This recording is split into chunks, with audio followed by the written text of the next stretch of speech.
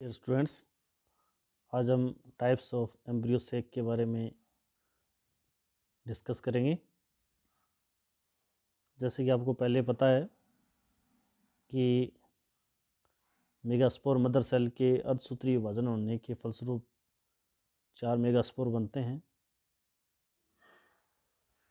जब इसमें female gametophyte बनता है तो जो अर्धसूत्रीय होने के बाद में 4 जो मेगास्पोर होते हैं उनमें से कितनी संख्या में पार्टिसिपेट करते हैं उसके आधार पर इसकी कुछ टाइप्स बताए गए हैं। जैसे 4 में से यदि एक ही पार्टिसिपेट करता है तो इसे मोनोस्पोरिक कहते हैं। और 4 में से यदि 2 पार्टिसिपेट करते हैं, 2 मेगास्पोर पार्टिसिपेट करते हैं, 2 नष्ट हो जाते हैं, तो इस प्रकार का जो एम्ब्रियो सेक है वो बाइस्पोरिक एम्ब्रियो सेक कहलाता है। इसी प्रकार से यदि चारों के चारों मेगास्पोर पार्टिसिपेट करते हैं तो उसे हम टेट्रास्पोरिक एम्ब्रियो सेक कहते हैं।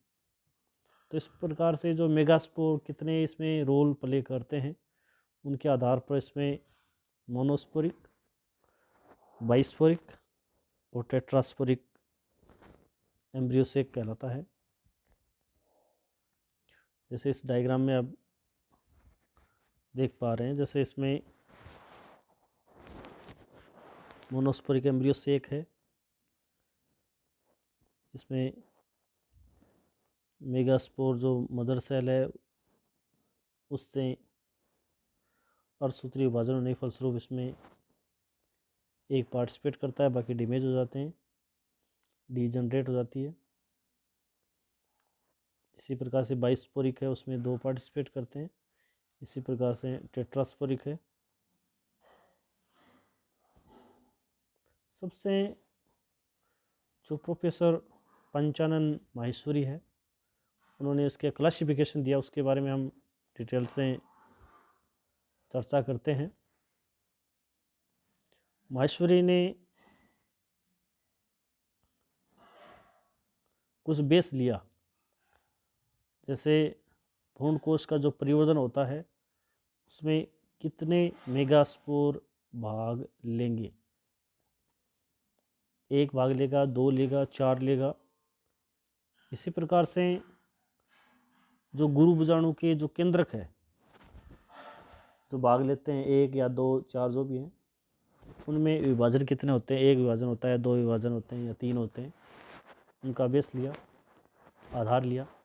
इसी प्रकार से जो भ्रूण कोश है उसमें जो केंद्रों की संख्या और उनका अरेंजमेंट और उनका ओरिएंटेशन, तो इस प्रकार से 3 का आधार लेते हुए उन्होंने क्लासीफाई किया।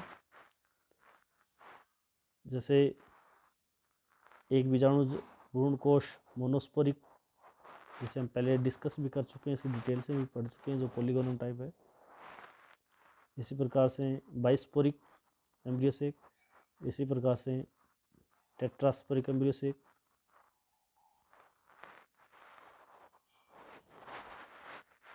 मोनोस्पोरिक जो है वो 2 प्रकार के होते हैं, पॉलीगोनम टाइप और इनोथेरा। इसमें 8 न्यूक्लियस होते हैं, इसमें 4 न्यूक्लियस होते हैं। इसी प्रकार से जो बाइस्पोरिक है उसमें एलियम है, एंडीमियोन है। इसी प्रकार से जो टेट्रास्पोरिक है उसमें टेट्रास्पोरिक में भी न्यूक्लियस फ्यूजन होता है, न्यूक्लियस फ्यूजन नहीं होता, उसके आधार पर कुछ टाइप्स हैं। जैसे न्यूक्लियर फ्यूजन अगर होता है तो 5 टाइप हैं। इसी प्रकार से न्यूक्लियर अगर फ्यूजन नहीं होता है, केंद्रक संलयन नहीं होता है, तो 2 प्रकार हैं। तो ये सब जो मेगास्पोर है उसके पार्टिसिपेट के आधार पर इसको कुछ टाइप्स हैं जो माहेश्वरी द्वारा प्रस्तावित किए गए हैं, जिसके हम एक एक स्टेप बाय स्टेप हम स्टडी करने की कोशिश करेंगे।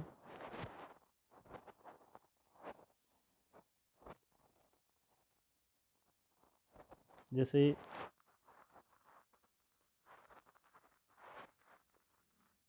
पहला है मोनोस्पोरिक। मोनोस्पोरिक में 2 प्रकार हैं, एक पॉलीगोनम है, एक इनोथेरा टाइप है। पॉलीगोनम में हम देखते हैं मियोसिस फर्स्ट और सेकंड होने के बाद में यहाँ पर इसमें 4 सेल में डिवाइड हो गया, यानी 4 मेगास्पोर का निर्माण होता है।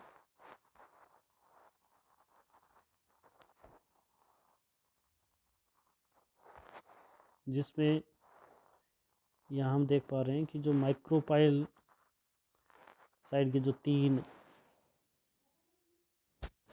मेगास्पोर हैं वो डैमेज हो जाते हैं और एक जो चलाजल पार्ट का है, साइड का है, मेगास्पोर इसमें महत्वपूर्ण रोल प्ले करता है। तो इस प्रकार से एक ही मेगास्पोर है वो पार्टिसिपेट करता है, इस कारण से इसको मोनोस्पोरिक कहते हैं। इसमें आगे केंद्र का विभाजन होता है, समसूत्री विभाजन होता है केंद्र में। तो देखिए आप 1 से 2, 2 से 4 और 4 से 8। तो इस प्रकार से 1 2 3 विभाजन होते हैं।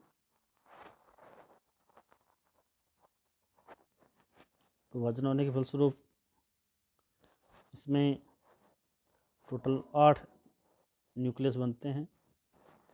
इन 8 न्यूक्लियस में 2 न्यूक्लियस पोलर न्यूक्लियाई कहलाते हैं, जो सेंटर में आ जाते हैं अलग अलग पोलर से, दोनों पोलर से। सेंटर में आने के बाद में इसमें जो सेकेंडरी न्यूक्लियस का निर्माण करते हैं, द्वितीयक नाभिक का निर्माण करते हैं। और 3 जो माइक्रोपाइल साइड में है वो एगेप्रेटस, और जो चलाजल पार्ट में वो एंटीपोडल सेल्स का निर्माण करते हैं। तो इस प्रकार से जो एगेप्रेटस है उसमें सेंटर में एग सेल और 2 सिनर्जिड सेल होते हैं। तो इस प्रकार से ये पॉलीगोनम टाइप है, जो कि सिर्फ 81% प्लांट्स में इस प्रकार को देखने को मिलता है। सेकंड आता है इसमें इनोथेरा टाइप। इनोथेरा टाइप के अंदर इसी प्रकार से इनके जो नामकरण है वो प्लांट्स के नाम के आधार पर, जैसे पॉलीगोनम जो प्लांट्स है पॉलीगोनम डायवेरिकेटम में देखा गया, इसी प्रकार से इनोथेरा लेमार्कियाना में देखा गया। इसमें जो चलाजल पार्ट की जो 3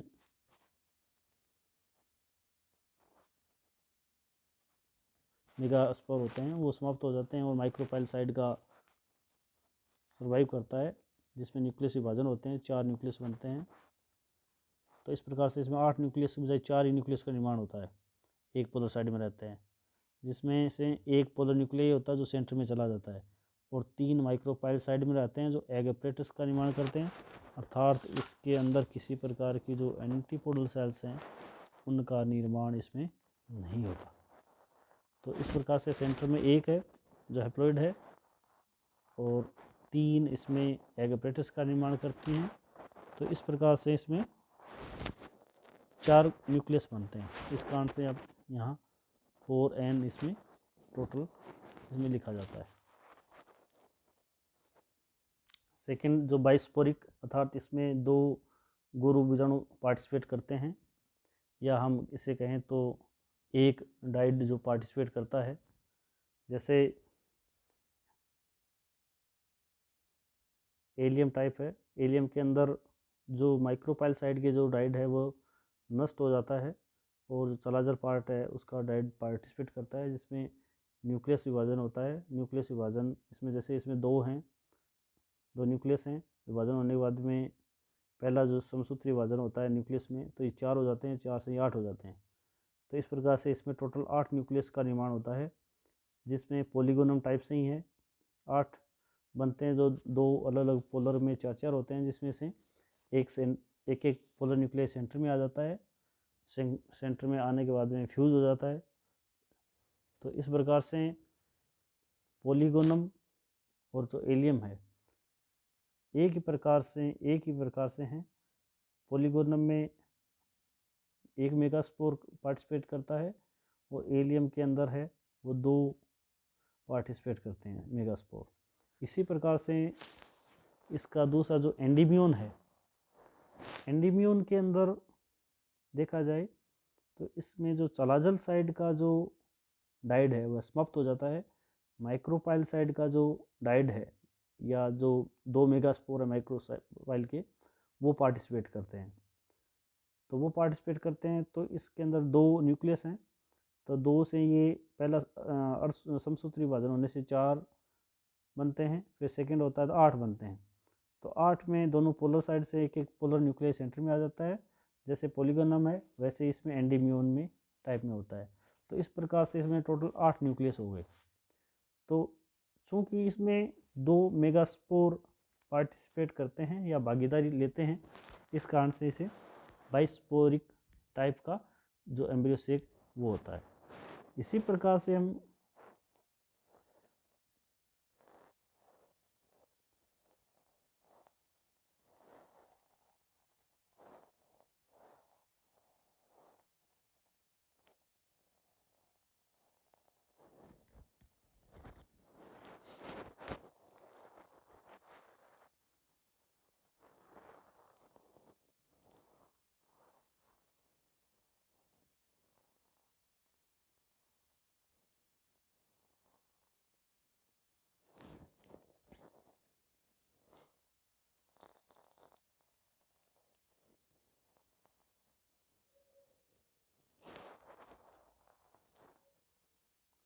टेट्रास्पोरिक की बात करेंगे, अर्थात इसमें 4 जो मेगास्पोर है वो पार्टिसिपेट करेंगे। मेगास्पोर मदर सेल में जब अर्धसूत्री विभाजन फर्स्ट और सेकंड होता है, तो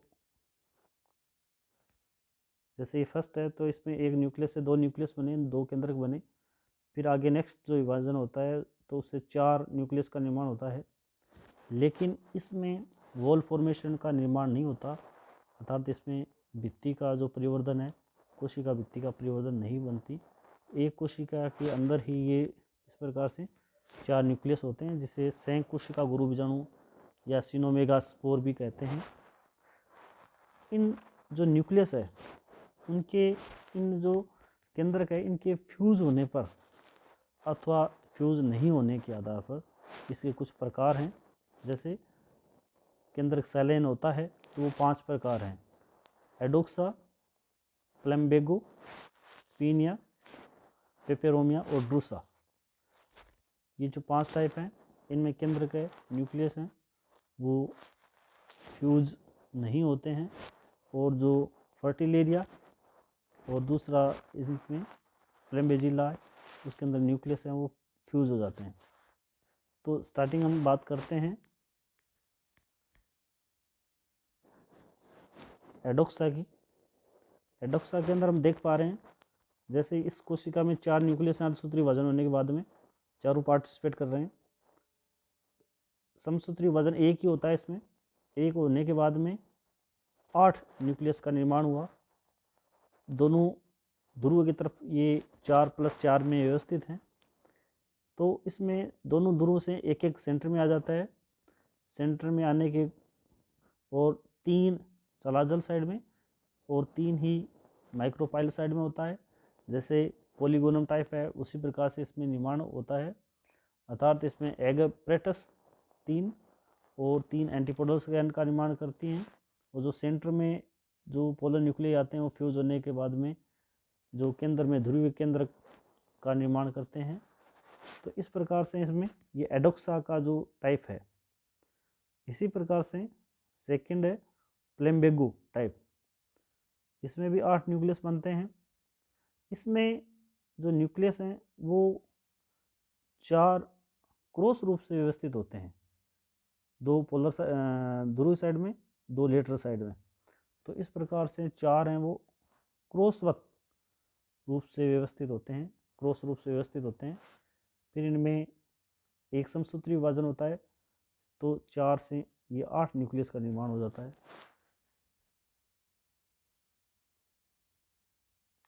तो इस प्रकार से ये 8 जो व्यवस्थित न्यूक्लियस है क्रॉसवत रूप से, प्रत्येक 2 में से एक एक न्यूक्लियस सेंटर में आके फ्यूज हो जाता है। और जो माइक्रोपाइल साइड का एक न्यूक्लियस है वो एग सेल में कन्वर्ट हो जाता है, अंड कोशिका में कन्वर्ट हो जाता है। बाकी जो 3 सेल्स बचती हैं वह 3 कोशिकाएं विघटित हो जाती हैं। तो इस प्रकार से अगर न्यूक्लियस फॉर्म में देखें तो 4 सेंटर में रहते हैं, 4 साइड में रहते हैं, जिसमें से जो माइक्रोपाइल साइड की है वह एक सेल का कार्य करती है और 3 विघटित हो जाती है। तो इस प्रकार से प्लैम्बेगो है, उसके अंदर भी 8 न्यूक्लियस का निर्माण हुआ। इसी प्रकार से पीनिया टाइप है, इसमें 8 न्यूक्लियस बनते हैं, 16 न्यूक्लियस बनते हैं। कैसे? 4 ये क्रॉस रूप से व्यवस्थित है यहाँ पर, फिर इसमें पहला समसूत्री विभाजन होने से 8 हो जाते हैं, 2 2 2 2 इस प्रकार से। फिर एक समसूत्री विभाजन और होता है सब में। तो इस प्रकार से प्रत्येक जो साइड है उसमें 4 न्यूक्लियस का निर्माण होता है। तो 4 का 4 साइड है, तो इस प्रकार से 16 न्यूक्लियस का निर्माण हुआ। 16 न्यूक्लियस का निर्माण होता है, जिसमें से प्रत्येक एक साइड से 4 का जो सेट होता है उसमें से प्रत्येक से एक न्यूक्लियस सेंटर में आ जाता है, केंद्र में आ जाता है, और एक चतुर्गुणित द्वितीय केंद्र का निर्माण करता है। और त्रिकेंद्रीय जो संरचना है वो 4 समूह में पार्श्व में रहती है, जिसमें जो माइक्रोपाइल साइड में एग अपरेटस का कार्य जो फंक्शनल रहती है। तो इस प्रकार से इसमें जो अरेंजमेंट है केंद्रों का वो 3+3+3+3+4 का रहता है, अर्थात 3-3-4 जगह इसमें साइड में और सेंटर में 4 न्यूक्लियस रहते हैं। तो इस कारण से ये चतुर्गुणित और द्वितीय केंद्र की स्ट्रक्चर का निर्माण करता है पीनिया के अंदर। इसी प्रकार से पेपेरोमिया की बात करें, पेपेरोमिया के अंदर जैसे डायग्राम के अनुसार इसमें 8 सेल 8 न्यूक्लियस बनते हैं। 8 न्यूक्लियस से इसमें 16 न्यूक्लियस का निर्माण होता है। लेकिन इसमें जो 8 न्यूक्लियस होते हैं, 8 है वो पेड़ के अंदर रहते हैं। जो सेकेंड समसूत्री विभाजन होता है तो पेड़ के रूप में व्यवस्थित होते हैं, अर्थात इसमें जो सेंटर है केंद्रक में 8 पेड़ हैं, 8 पेड़ में से एक न्यूक्लियस है वो सेंटर में आता है, जिसके कारण 8 केंद्रक परस्पर सेंटर में आकर फ्यूज होते हैं। और साइड के अंदर 8 रहते हैं, जो जिसमें से जो माइक्रोपाइल साइड है उसका एक एग सेल और एक इसमें सहायक कोशिका स्थित होती है। बाकी शेष 6 परिधीय क्षेत्र में कोशिका के रूप में संगठित रहते हैं, जो एंटीपोडल सेल के रूप में कार्य करती हैं। तो इस प्रकार से ये दो, एक एग सेल और एक सिनर्जेड सेल है माइक्रोपाइल साइड में, 8 है वो केंद्रक में जो द्वितीय केंद्र का निर्माण करते हैं उसके अंदर न्यूक्लियस होते हैं, और 6 जो पेरिफेरल न्यूक्लियस होते हैं परिधीय केंद्र के व्यवस्थित होते हैं। तो इस प्रकार से जो पेपेरोमिया है उसके अंदर ये न्यूक्लियस की व्यवस्था होती है। इसी प्रकार से ये ड्रूसा टाइप है। ड्रूसा टाइप में हम देख रहे हैं कि जैसे इसमें जो द्वितीय अर्धसूत्री विभाजन होता है उसके अंदर एक न्यूक्लियस है वो माइक्रोपाइल साइड में है, और एक चलाजल साइड में है। फिर इसमें 3+1 में ये व्यवस्थित होता है। 3 एक साइड में होते हैं और एक साइड में व्यवस्थित होता है। जब इसमें प्रथम समसूत्री विभाजन होता है तो इसके अंदर यहाँ पर इसमें 2 हैं और यहाँ पर इसमें 6 न्यूक्लियस व्यवस्थित हैं, अर्थात 6+2 में। फिर इसमें और जो विभाजन होता है तो इसके अंदर 12+4 4 इस साइड में माइक्रोपाइल साइड में 12 हैं वो चलाजल साइड में व्यवस्थित होती हैं, और दोनों पोलर साइड से एक पोलर न्यूक्लियस है वो सेंटर में आने के बाद में फ्यूज हो जाता है, और इस प्रकार से सेकेंडरी न्यूक्लियस का निर्माण करता है सेंटर में। और 3 न्यूक्लियस हैं जो माइक्रोपाइल साइड में होते हैं जो एग अपरेटस का कार्य करेंगी, और बाकी जो 11 न्यूक्लियस हैं वो 11 एंटीपोडल कोशिकाओं का निर्माण करती हैं, तो इस प्रकार से जो न्यूक्लियस है उनका अरेंजमेंट की बात करें, इसके अंदर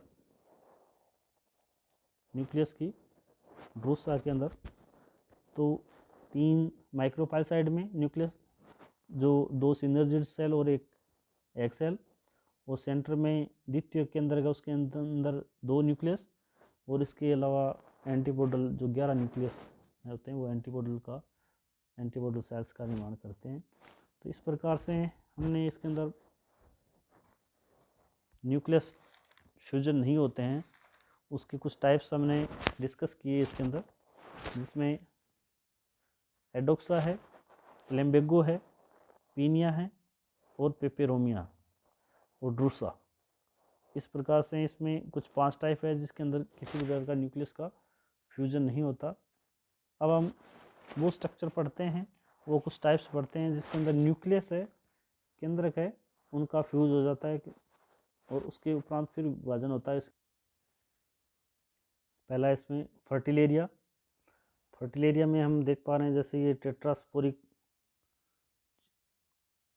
ये बाइस्पोरिक कंडीशन से ये टेट्रास्पोरिक कंडीशन है। टेट्रास्पोरिक जब आती है तो हम देख रहे हैं इसके अंदर एक न्यूक्लियस एक पोलर पर है, 3 एक साइड में है, तो 4 न्यूक्लियस हैं, तो टेट्रास्पोरिक टाइप हो गया। बट इसमें माइक्रोपाइल साइड में एक न्यूक्लियस है, चलाजल साइड के जो न्यूक्लियस हैं वो फ्यूज हो जाते हैं उसके अंदर, ये इसके अंदर फ्यूज हो जाते हैं। तो फ्यूज होने के बाद में जब इसमें प्रथम समसूत्री विभाजन होता है तो इसमें ये त्रिगुणित स्ट्रक्चर है, त्रिगुणित संरचना है, ये 3n केंद्र होते हैं ये। तो जब इसमें समसूत्री विभाजन होता है तो इसमें यहाँ तो एक हैप्लॉइड स्ट्रक्चर है जो दो की संख्या बना लेते हैं, लेकिन यहाँ समसूत्री विभाजन होने के बाद में इसमें 3n स्ट्रक्चर के इसमें 2 न्यूक्लियस का निर्माण होता है। और इस नेक्स्ट जो विभाजन होने के बाद में इसमें 4 इस साइड में, चलाजल साइड में है, 4 इस साइड में, लेकिन जो स्ट्रक्चर होती है वो चलाजल साइड की वो त्रिगुणित होती है, यहाँ हैप्लॉइड होती है। फिर इसमें दोनों साइड से एक एक जो न्यूक्लियस है वो सेंटर में आता है, चलाजल साइड है उससे त्रिगुणित स्ट्रक्चर सेंटर में आती है, और माइक्रोपाइल साइड से जो हैप्लॉइड स्ट्रक्चर है वह सेंटर में आती है। तो इस प्रकार से जो सेंटर में स्ट्रक्चर जो फ्यूज होगी वह चतुर्गुणित हो जाती है, जो द्वितीय केंद्र बनता है वह चतुर्गुणित हो जाता है, क्योंकि जो चलाजल साइड का जो न्यूक्लियस आता है वह त्रिगुणित ऑलरेडी है, और एक जो न्यूक्लियस है वो माइक्रोपाइल साइड से जो पोलर न्यूक्लियस है वो आता है। तो इस प्रकार से ये चतुर्गुणित द्वितीय केंद्र का निर्माण करते हैं। और माइक्रोपाइल साइड में एक एपिटेटस बनता है जिसके अंदर सभी हैप्लॉइड सेल है, जो सेंटर वाली जो कोशिका है वो एग सेल का कार्य करेगी, और पार्श्व की जो सेल्स हैं वो सिनर्जिड या सहायक कोशिका का निर्माण करेगी, और जो चलाजल साइड के जो न्यूक्लियस है उससे बनने वाली जो एंटीपोडल सेल्स होती हैं वह त्रिगुणित स्ट्रक्चर होती हैं। तो इस प्रकार से इसमें फर्टिलेरिया है जिसमें हमने समझने की कोशिश की कि इसमें न्यूक्लियस है वो फ्यूज़ होने के बाद में किस प्रकार से आगे डेवलप होता है। इसी प्रकार से 7 नंबर आता है प्लेम्बेजिला। प्लेम्बेजिला के अंदर भी इसी प्रकार से जो चलाजल पार्ट है उसके अंदर जो साइड में व्यवस्थित जो मेगास्पोर जो न्यूक्लियस होते हैं फ्यूज हो जाते हैं। फ्यूज होने के बाद में त्रिगुणित संरचना का निर्माण करते हैं, और यह हैप्लॉइड स्ट्रक्चर है, लेकिन इसमें समसूत्री विभाजन एक ही होता है, जिसके कारण से इसमें 2 माइक्रोपाइल साइड में और 2 ही सेट चलाजल साइड में होते हैं, जिसका नेक्स्ट दोनों पोलर साइड से एक एक जो सेट है न्यूक्लियाई है वो सेंटर में आने के बाद में शेष एक एक सेट रह जाता है। तो इस प्रकार से जो सेंटर में आता है वह फ्यूज हुई त्रिगुणित संरचना है, और इधर से जो हैप्लॉइड है वो स्ट्रक्चर है, तो सेंटर में बनने वाला जो सेकेंडरी न्यूक्लियाई है वह चतुर्गुणित संरचना है, तो 4 केंद्रक से मिला हुआ होता है। इस प्रकार से चूँकि इसमें समसूत्री विभाजन एक ही होता है, इस कारण से एग सेल रहती है, किसी प्रकार की सहायक कोशिका इसमें उपस्थित नहीं होती। और चलाजल साइड के अंदर एक त्रिगुणित स्ट्रक्चर होती है, जिसे जो एंटीपोडल सेल हैं या प्रतिमुखी कोशिका है उसके अंदर परिवर्तित हो जाती है। तो इस प्रकार से टोटल इसमें 8 न्यूक्लियस ही बन पाते हैं, जो कि अगर इन केंद्र का अरेंजमेंट देखें तो 1 + 4 + 3 होती है, 4 सेंटर में जो सेकेंडरी न्यूक्लियाई का निर्माण करेगी, और 3 यानी त्रिगुणित एंटीपोडल सेल उसका निर्माण करेगी। तो इस प्रकार से इसमें जो एम्ब्रियो सैक है उसके कुछ टाइप हैं, जो कि पंचानन माहेश्वरी ने अपनी बुक्स के अंदर इसको प्रस्तुत किया है, जिसको हमने डिटेल से समझने का प्रयास किया हमने।